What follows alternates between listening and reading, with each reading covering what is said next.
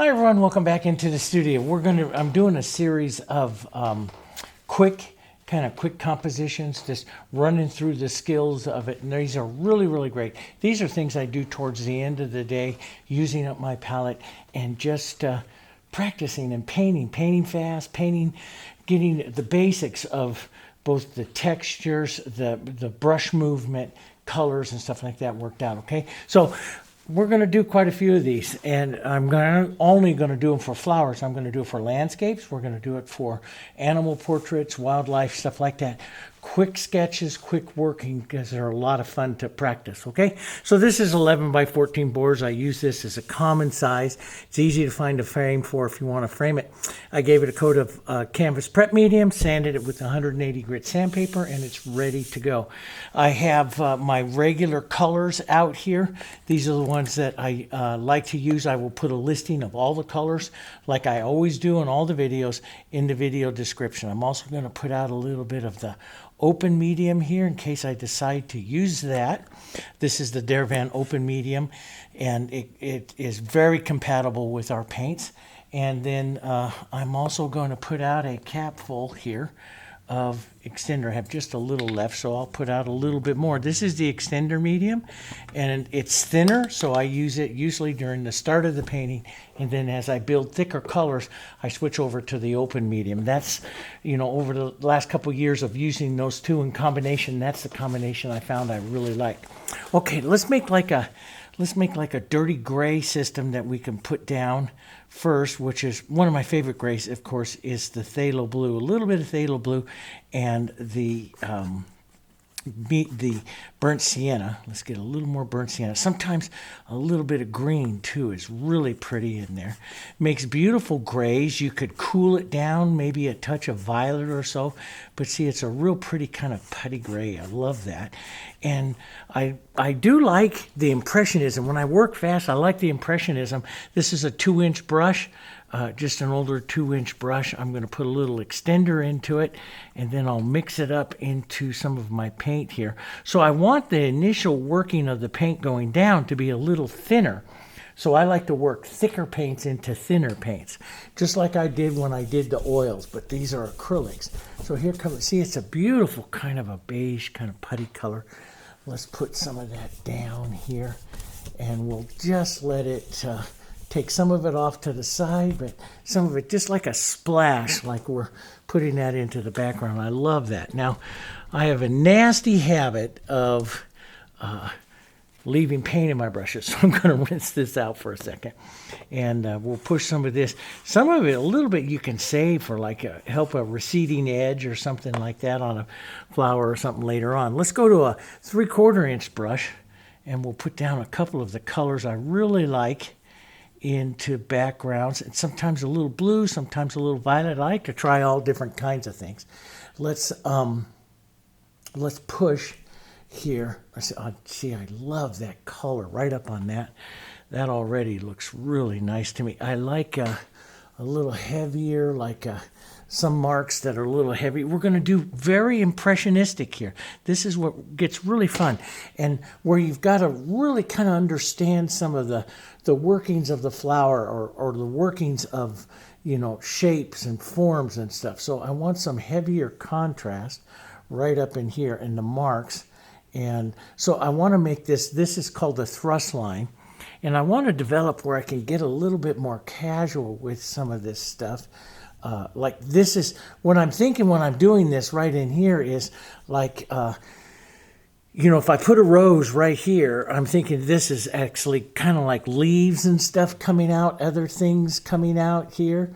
But it's impressionistic. Do you know what I mean? I mean, it's we're not making perfect stuff. We're making impressions of stuff here. So that works that way.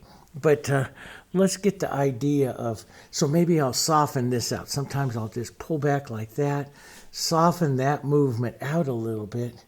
Let's just put in a, so I like, you know, this kind of stuff that happens. I like it. That's the pure impressionism of a brush mark. And it's very popular today. And, you know, I used to not like it. Now I love it. I don't know. But let's put in just a few little marks here. just like that. Maybe that, I mean, that's just a spark. It's an interest. It's difference here, you know. So now I'm going to wipe my brush here, and let's put in a rose into this area. So I'm going to soften the color movement right into here, like where we're going to have that rose. Maybe that rose sits all the way down by that mark right in there. So that'll be the size of it. Because I'm practicing roses today. We're practicing, right? We're practicing. So when you're practicing a rose and doing this kind of stuff, as you'll see with the others, I've already filmed these over here and some bigger ones, some smaller ones. I generally like to paint a rose that's about the size of my fist when I'm starting out. And that keeps my brush movements all right around in an area.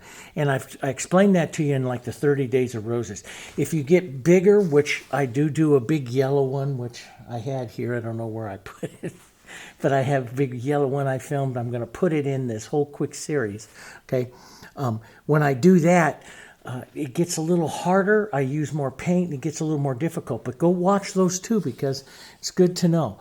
Now, what I'm going to do is I'm going to try something here. I've always wanted to like really soften out the sides of the rose and concentrate more on, you know, like the top part of the rose or something like that, so that it falls down into Impressionism. And I just want to try that. So so I have that. Now I'm going to go to my 8 or a 10. This is a flat. You could use a filbert brush. I'm going to take a little violet and a little burnt sienna. I'm going to warm this up. Little red violet had a little bit of blue in there, but I'm going to warm it up with just a touch of the burnt sienna. We put the darker mark. That sets the center of the rose. This is the bowl of the rose here, right? So, and we put the heavier shadow, back over here to this side. Into the center here, as I run out of color, I lift the pressure and I just push the center on like that. So you could already see the beginnings of the rose. Now, I want to work with some heavier color.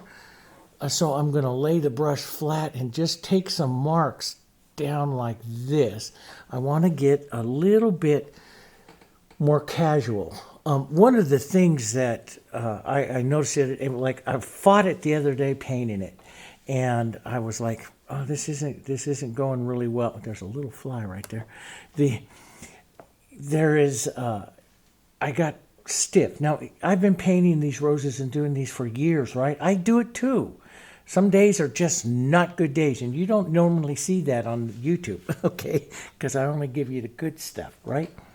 But it happens to all of us. And so what I've been doing is I've been painting a lot of Westerns, and I've been painting a lot of really big pieces and putting in a lot of detail and a lot of work.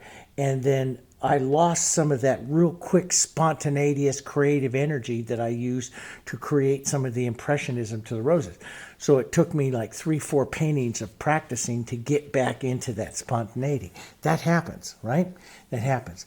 So I have some thicker color here. So what I love to do, now if you're doing oils or something, don't do this, use a brush, but I like to just bring the bowl back down just to round up into the bowl. So you start to see the bowl out of that mark. And I love the the unevenness of the paint, and I just drag that down. Try not to do it too much because you will lose the spontaneity of it. We'll put a little bit of the light shadow. I'm going to go a little heavier here, guys, because we're trying things, right? So I'm going to go a little heavier, maybe a little bit more up over here, right down into there. Maybe that's part of the rose down in there that you don't see. So now let's come over here. Maybe a bit of yellow into this. A yellow to a white rose would be kind of pretty. So let's just take a little yellow oxide. Work that into our rose here on this side here, okay? And then we'll add some white. Now we'll take it lighter. And this is always the first bowl stroke I make right up there on the top. And then I'm going to, as I run out of paint, I'm going to lift the pressure, make a little difference over here. Not quite as much. The paint's running out of my brush, so my marks that I make are not show up quite as much, and that's what I want. A little more yellow maybe into this. We can bring down the bowl here, right in there like that, okay? Maybe a little bit more yellow right here to to bring back some of our shadow. Lost it a bit. So I'll even touch into a little bit of the shadow and bring that mark back down like that. I don't go back and forth because that starts to blend it. And like I have here, that brush mark, I love that power of that. And sometimes, like you, I work in there and I get too much and I go, darn it, I should have left it alone. And so what I'm going to try to do with this series is leave it alone. There's other ones that I painted earlier I didn't, and I will, and so that's why I'm still practicing. I'm going to keep practicing until I get that to where I like. So softening this out through here, and this puts in a soft shadow here. This gives me room to draw in my outside petal, and I pull it right into where that calyx here is going to be here on that rose right in there. So that calyx, something will come in right in there, right? Let's get this a little thicker, a little more chunky, a little bit more undulation there, some other stuff going on here. Maybe a little bit lighter as I head up to the light here. And we'll just pull a soft one there, just like that, okay? And I'll play with this. I'll put a little bit of that light right back up here. So I'm building that lighter, softer yellow. But I like to, restate that yellow. I'm going to take a little brighter yellow. Let's put in just a little brighter yellow. Soften some of that. Drag some of this color through here. This would be the other part of the rose right there, right? So you can kind of see my, the reaching petals, the petals that are coming out from underneath the bowl. Not real great. I can redefine the bowl here just a bit. And again, take your finger and just drag through. You get that beautiful, that working of the bowl. That's what I like, that's the working of the bowl there. And sometimes I leave that real harsh mark up there. Sometimes I soften it out. I don't paint, I try not to set up a technique for painting all the roses exactly the same. I like them different. So sometimes I'll pull all the way down with big petals. Sometimes I cross. So let's cross right here. Let's cross that one, pull that down, get a different look to it. A little bit of yellow in there. That one little fly, he's got nothing to do today but bother me here. So we'll swoosh him away over there.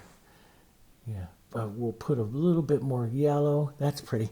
Yellow. And so overall, this whole painting right here is warm. I might put in some cooler colors here as well. But right now, it's all over warm. And it's okay to do a completely warm painting. So let's just put in some heavier color here.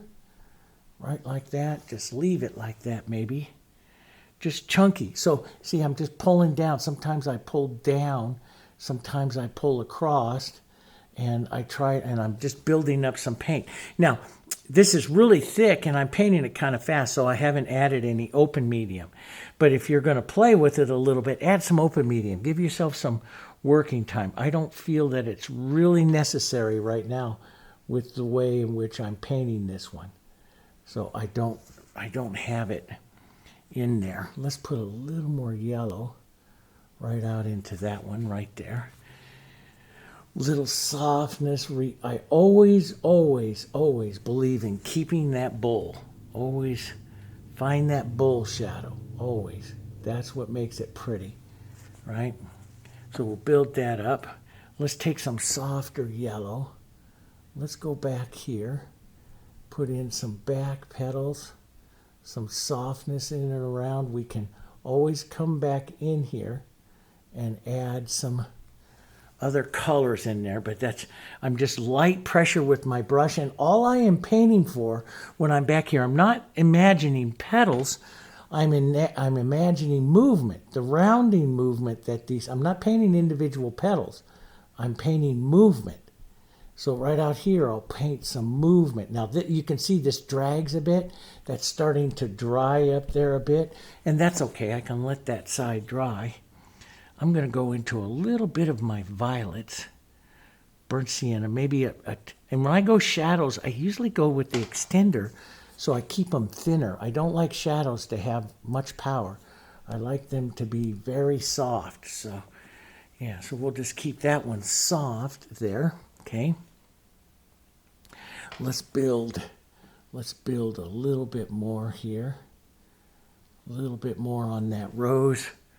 Let's take this edge, nice edge of light, and that's going to allow me to dry out that petal right there, which I like. That's kind of pretty. A little bit more light yellow right back here. Let's just push this in, maybe more in the shape of a petal back here.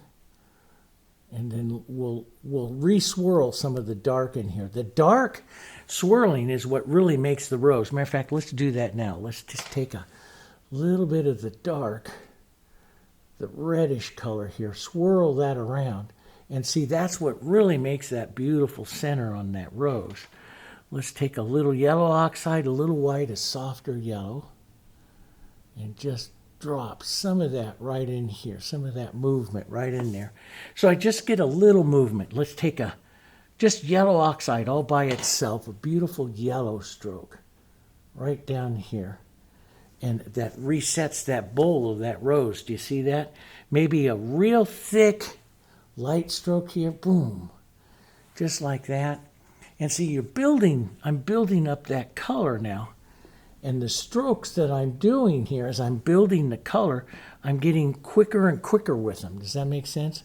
Let's just drop some of that right in there, here. And you can even have a little jaggedy line to these petals.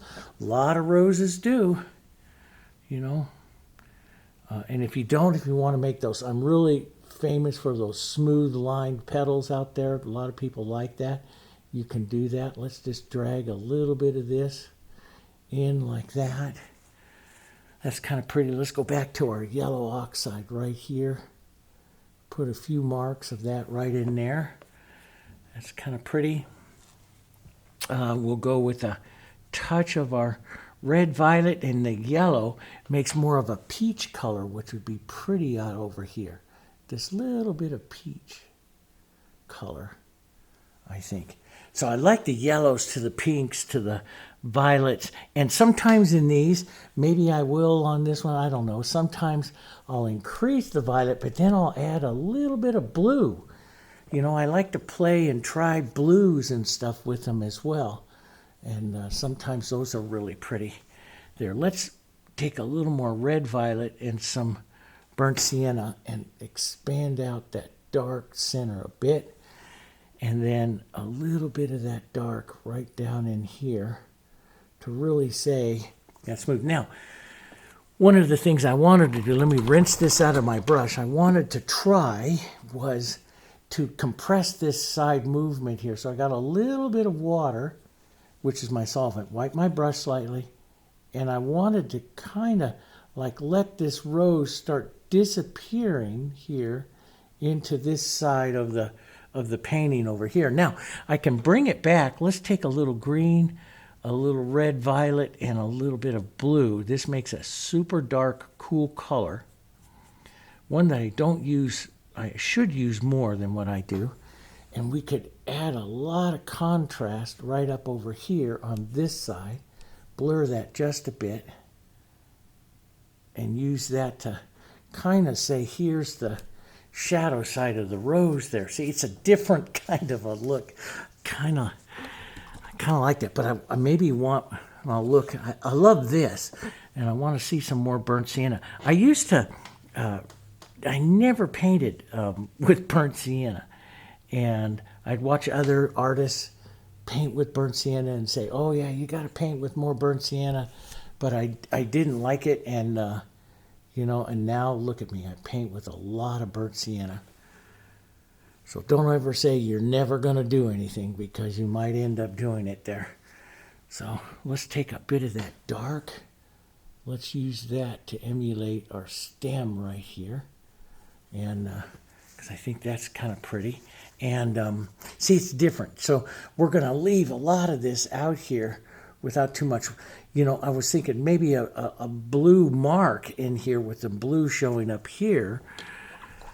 Maybe that, or maybe a blue mark down through here, maybe a bending down stem right here. There's a lot we could do with this composition right now. Like we could bend a stem out here, and we could go with like the trinity of leaves that you see coming off of, of roses and stuff sometimes.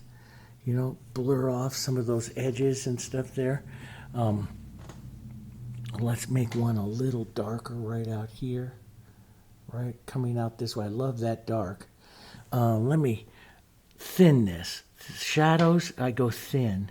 Thin this, that's a little thick right there. So the other side I want a little bit thinner here. So as I can drag some of that right there, destroy some of that edge. That's kind of pretty. It's a little different. And let's put a...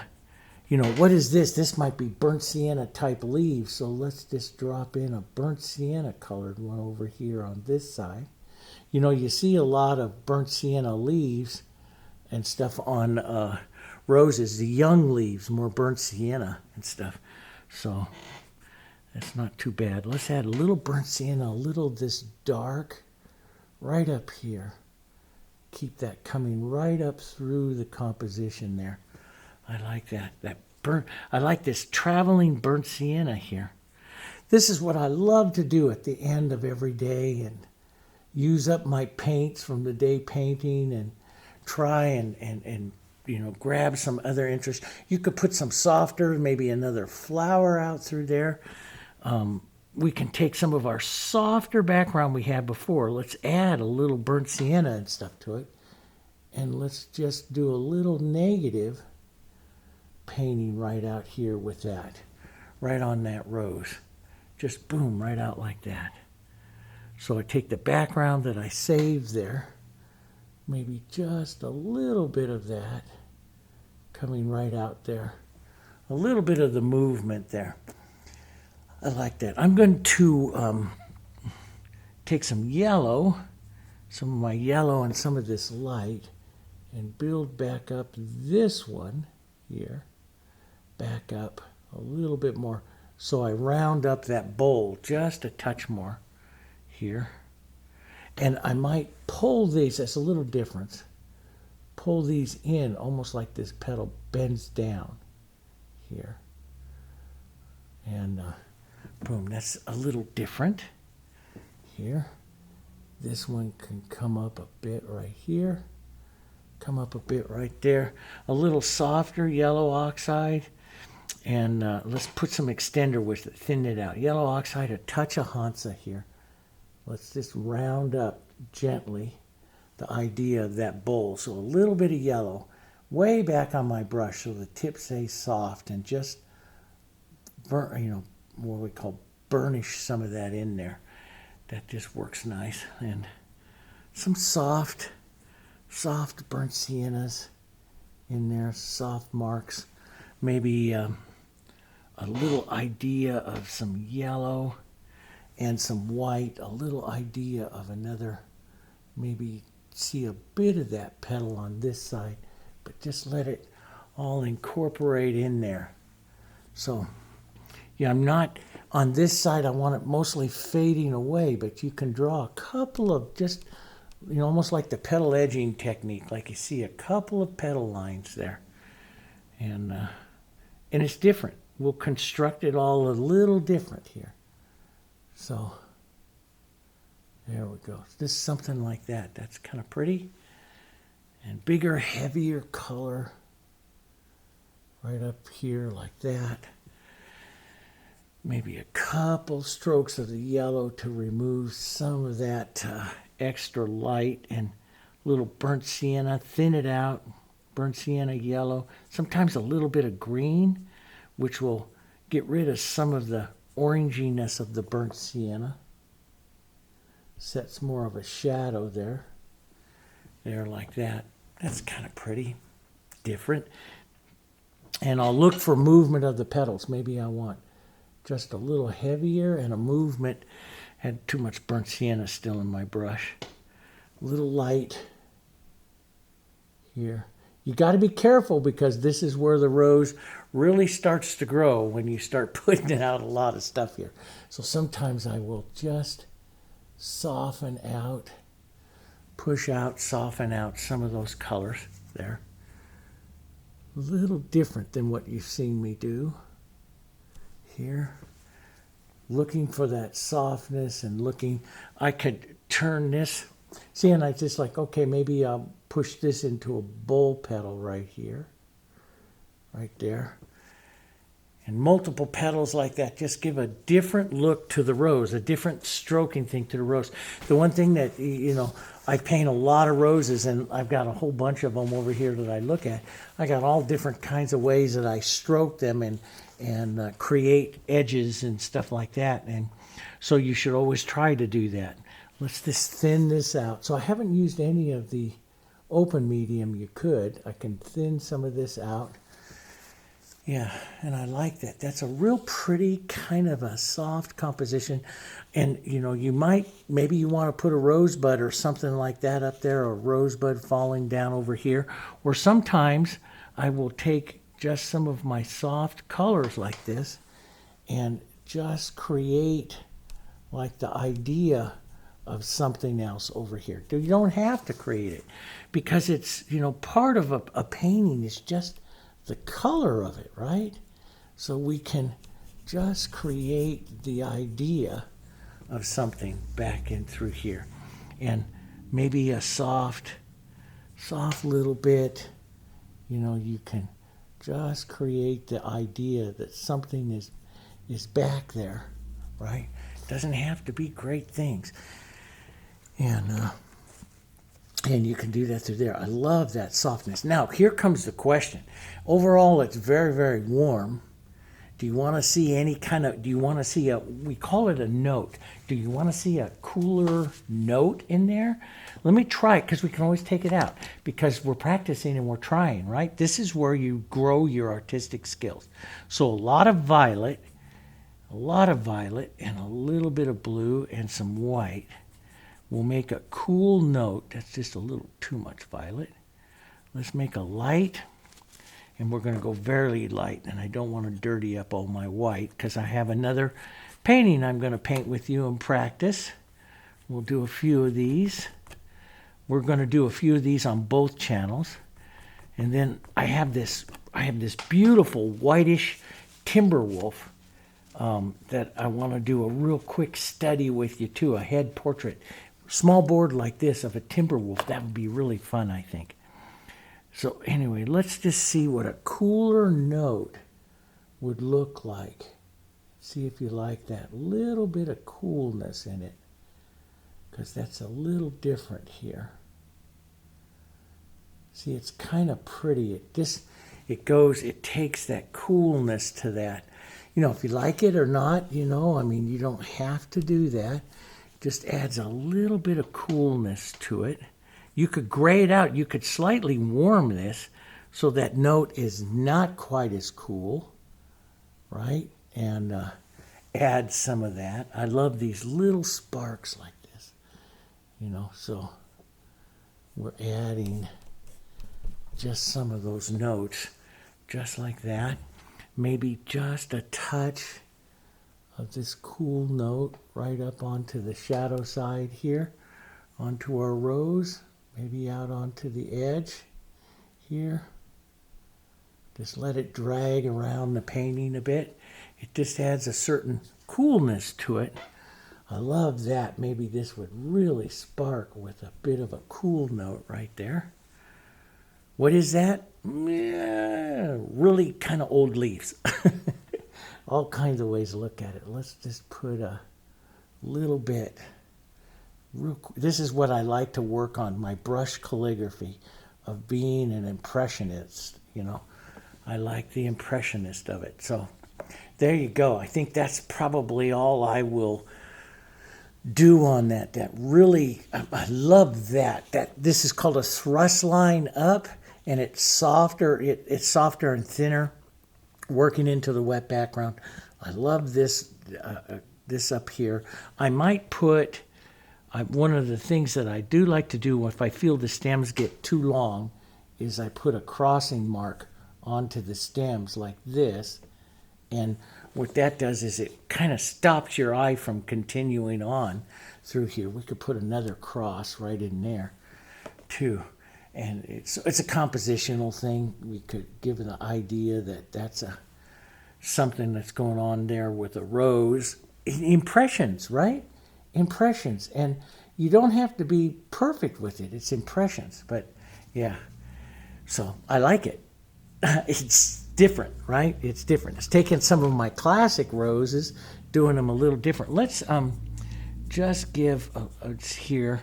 I'm going to thin this out. Yellows, a little bit of this real thin color, and redirect a bit of this warmth so it comes right up against that cool right there. Yeah, and maybe a bit more of the edge, yellow and white, and that little edge of this petal. That was bending it down a bit, so it's a little different right there. That's kind of pretty. Maybe just a touch lighter, and then I'm going to get out of here because I like it here. Here we go. We'll just get out of there. Maybe just a touch. Maybe just a, no, enough. Okay, so there you guys go. Hope you enjoyed it. It's a quick little painting. These are the kinds of things I love to do at the end of the day. The simple one, and I do some really small ones. Those of you that have joined us over on the Academies of Art, our Facebook group, we have close to 2,000 members there. You got to go over there, and I'll put the links and stuff for it. Hopefully, if I remember, down in the video description. If I forget, just ask me in the comments. I'll put it there for you as well. It's a great group. You can post your photos. I go in there and post and talk about all kinds of techniques. We just share what we're doing as artists on our journey, our creative journey, and trying to help each other get better about it.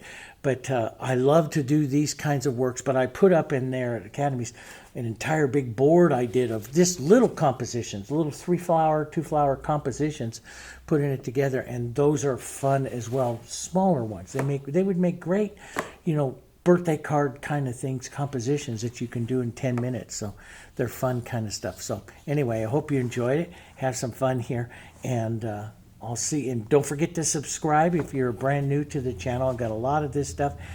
Please hit the like on the video because that helps the distribution. We try to keep everything free.